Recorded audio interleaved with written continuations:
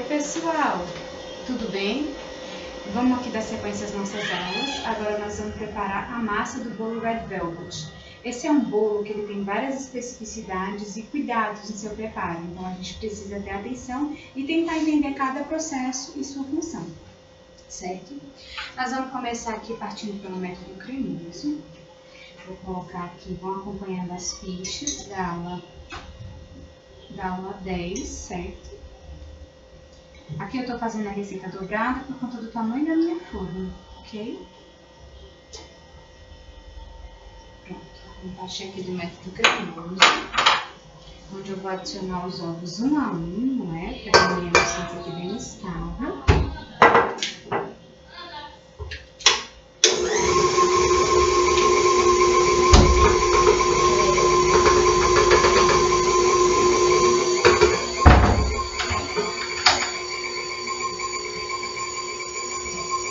Para formar aquele creme branco untuoso, né, que a gente sempre fala, que é a base do método cremoso. Vou começar adicionando os ovos um a um. Eu tenho 4 ovos.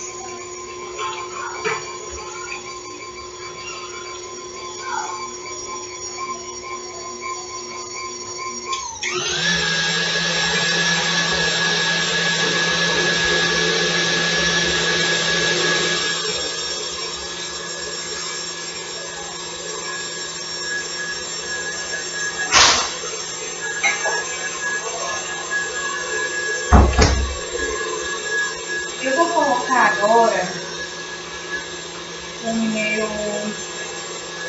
agente de fermentação, certo? Vou deixar, enquanto eu vou batendo a minha cremagem aqui, o meu leite talhando com o suco de limão, para formar o leiteiro, né? Adicionar o leite para ele talhar. A gente vai ver como é que é o resultado de 3 minutos. E vou misturar o bicarbonato de sódio e o cacau e o vinagre aqui para a gente fazer uma pastinha. Porque eu gosto de adicionar essa pastinha aqui na cremagem para ter essa cremagem.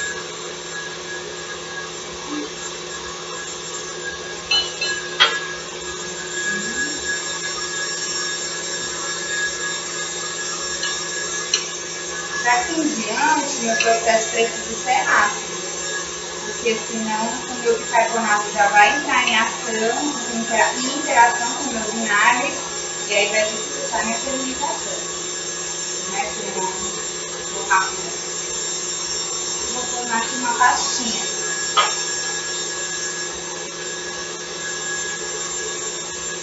Ele também está espumando, né? Tá vendo? Deixa eu aproximar um pouquinho da câmera. Tá espumando, que é uma reação normal, imediata.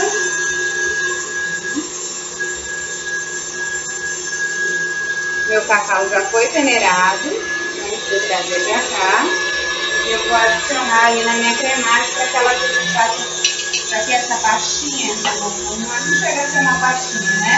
Vou dar uma umedecida leve no meu cacau.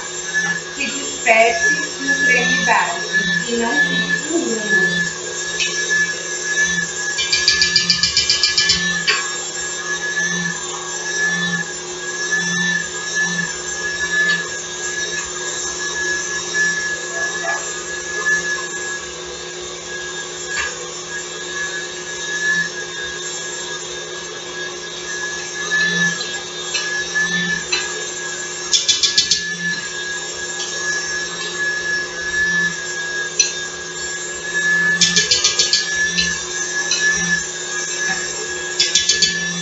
Do meu bolo vai ser obtido através do corante, mas todo esse processo contribui muito para a época. Eu vou dar um cheiro. Quero mostrar para vocês como é que está ficando o leiteiro, né? E, na verdade, é uma simulação do que seria o leiteiro. O leiteiro ele é um subproduto da indústria láctea, obtido no processo de produção de manteiga. eu já consigo visualizar bem como tá talhando o meu leite, ó.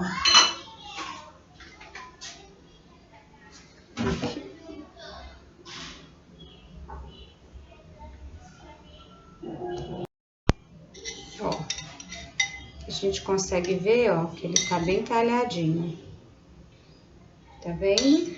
A formação de grumos na superfície dele. Deixa eu abaixar um pouco aqui pra gente ver melhor. Certo? Esse aspecto de leite talhado que a gente precisa obter. Vai contribuir com sabor e vai contribuir também com textura para o nosso bolo, certo? Aqui eu vou adicionar o corante. O que eu tenho por enquanto, deixa a gente ver aqui, é uma massa de bolo com um pouco de cacau normal, né? Aqui, ó. Bem normalzinho, né? Tá um pouco talhado, a gente colocou o vinagre, né? E ele vai causar esse aspecto e que já vai começando a dar a cara da textura que ele vai ter, uma textura mais aveludada, né? Vou adicionar agora o corante, que é o principal responsável pela cor. Mas lembrando que antigamente não era ele, né? Que fazia isso sozinho, né? Tem o aspecto do cacau ácido, que ele fica mais avermelhado. O cacau alcalinizado que a gente usa hoje em dia, ele é mais estável, mas ele tem um aspecto mais escuro, certo? E também há quem diga que inicialmente o bolo Red Velvet era feito com a beterraba, que era um produto barato e no pós-guerra acessível na Inglaterra. A gente não consegue saber qual é a verdadeira origem, tá? Tem a história também da fábrica de corantes, que criou essa receita para difundir o seu produto. Mas, de uma forma ou de outra, as histórias acabam se misturando e chegando no que de fato aconteceu. O corante que eu estou utilizando é o corante em gel aqui da Mix, quer dizer, vermelho Natal. Tem o liquid gel, que é aquele tubinho branco que a gente costuma utilizar mais, vermelho Natal também. Já tentei fazer com ele e não deu certo. Eu utilizando esse, eu consegui mais estabilidade. Estou colocando aqui no tubo inteiro. E talvez precise até mais. Vamos avaliar aqui a cor. Dependendo de como ficar, eu coloco mais. E ainda vai entrar farinha e leite, né, gente? Aquele outro ele não tem estabilidade na cor. Esse é um bolo que ele precisa ser testado. Mudou o corante? Precisa testar. Mudou o forno? Precisa testar. Porque o que acontece? A degradação do corante afeta diretamente na minha cor. Então, se eu tenho um corante que não tem estabilidade, geralmente os líquidos têm menos estabilidade, né? A gente acaba usando em gel. Se eu tenho um corante que ele não tem essa estabilidade que eu preciso, eu também não vou ter a cor no bolo como produto final. Aqui vai pegar um pouquinho mais de corante, certo? Tá bem rosinha ainda, então eu vou botar mais um pouco. Mais ou menos 2 litros.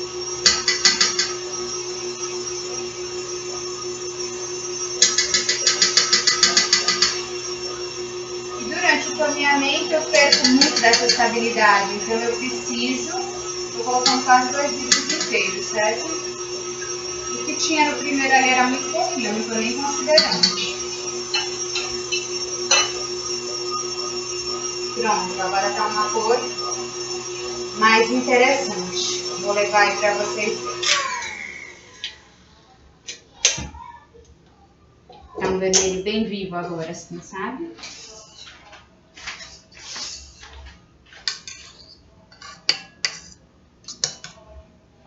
Tá dando pra ver, né?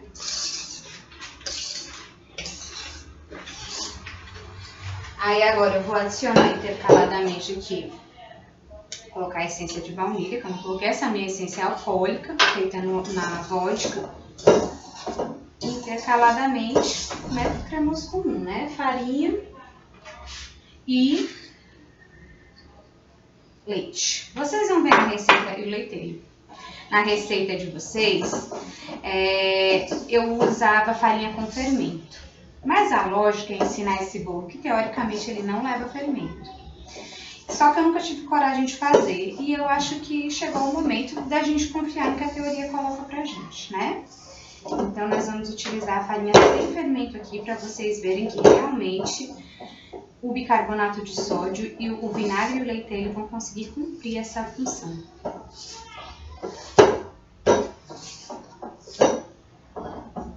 Vou intercalar, a cor tá muito bonita, ó, gente.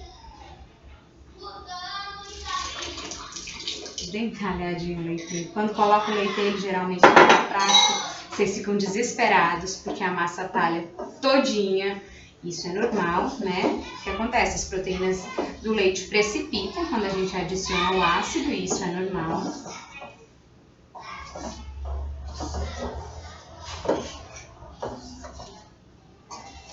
É o que vai dar a textura que a gente quer na massa. Que o ácido vai agir com a gordura e com o açúcar, formando um gel cremoso, né? Cremosidade, então um toque mais aveludado para essa massa.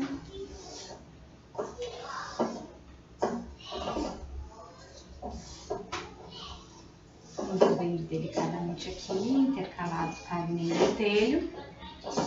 E vou dispor nas minhas assadeiras.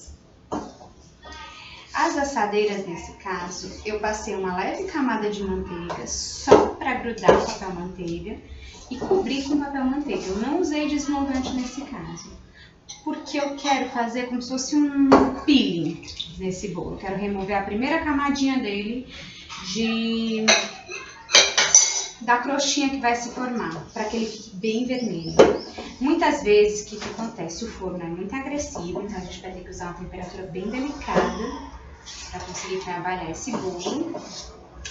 A temperatura sendo muito agressiva acaba queimando assim, degradando o corante da crosta externa e ficando com a cor marrom.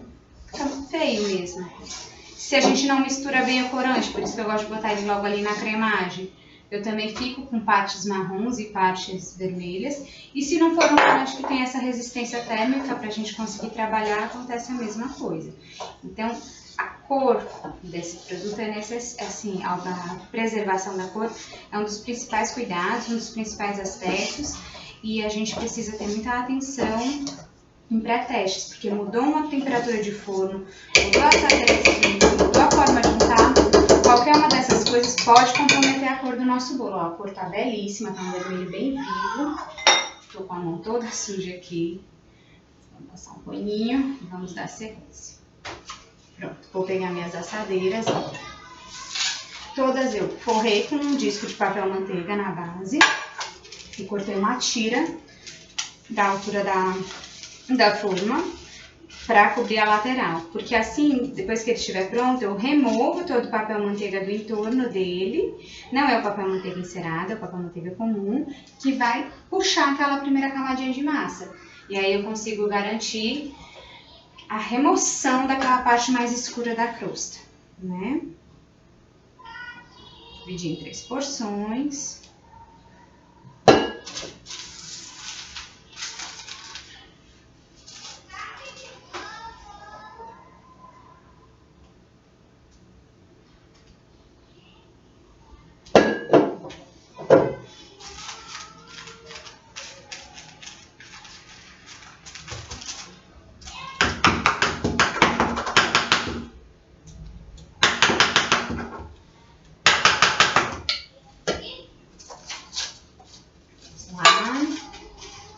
Terceiro disco de massa.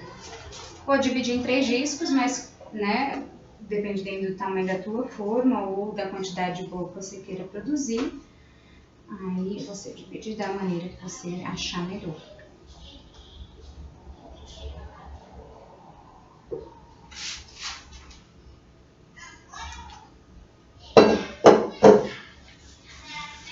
Já comecei a fazer sujeira, porque se não fizer um pouquinho sou eu, né? Aqui. Vou amassar e a gente volta já para a segunda parte do vídeo para montar o bolo propriamente dito, viu? Até logo, pessoal! Até já!